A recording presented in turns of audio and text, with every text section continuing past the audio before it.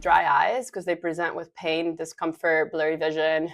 Also, styes or chalazia, when you get bumps in your eyelids, they come in a lot. Flashes and floaters is like a real emergency because you're looking to see if there's any retinal tear or detachment.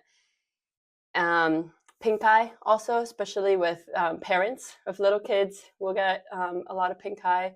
Or like if you have like now that flu season is around, if you get cold-like symptoms, you can sometimes get pink eye along with it.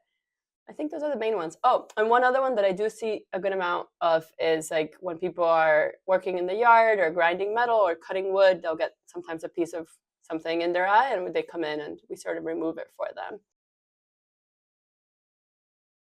You would think it's mostly like contractors or people working on site, but not really. People doing their own yard sometimes is more even more common because they forget to wear their protective eye wear. So